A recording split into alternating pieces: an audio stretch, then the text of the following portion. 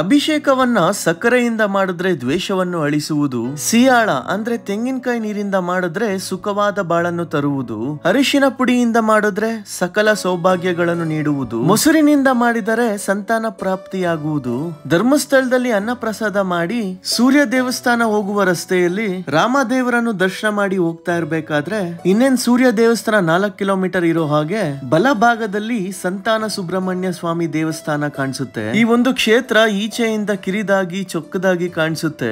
ಒಳಗಡೆ ಹೋದ್ರೆ ನಾಗಬನವನ್ನು ನೋಡಬಹುದು. ಇಲ್ಲಿಯ ವಿಶೇಷತೆ ಏನಪ್ಪಾ ಅಂತಂದ್ರೆ ನಾಗಬನದಲ್ಲಿ ನಾಗದೇವತೆ ಉದ್ಭವ ಆಗಿದೆ. ಶ್ರದ್ಧೆ ಭಕ್ತಿಯಿಂದ ಬೇಡ್ಕೊಂಡಾಗ ಸಂತಾನ ಭಾಗ್ಯ ಆಗುತ್ತೆ ಅನ್ನೋದು ನಂಬಿಕೆ. 4 ವರ್ಷದ ಮುಂಚೆ ಈ ದೇವಸ್ಥಾನನ ನಾವು ಅನಿರೀಕ್ಷಿತವಾಗಿ ಭೇಟಿ ಕೊಟ್ಟಿದ್ದು, ಈಗ ಧರ್ಮಸ್ಥಳಕ್ಕೆ ಬಂದಾಗೆಲ್ಲ ಭೇಟಿ ಕೊಡ್ತಾ ಇರ್ತೀವಿ. ದಾಂಪತ್ಯ ಜೀವನಕ್ಕೆ, ಸಂತಾನ ಪ್ರಾಪ್ತಿಗೆ ಈ ತಾಯಿ ಎಷ್ಟೋ ಜನರಿಗೆ ಪವಾಡ ಮಾಡಿದಾಳೆ.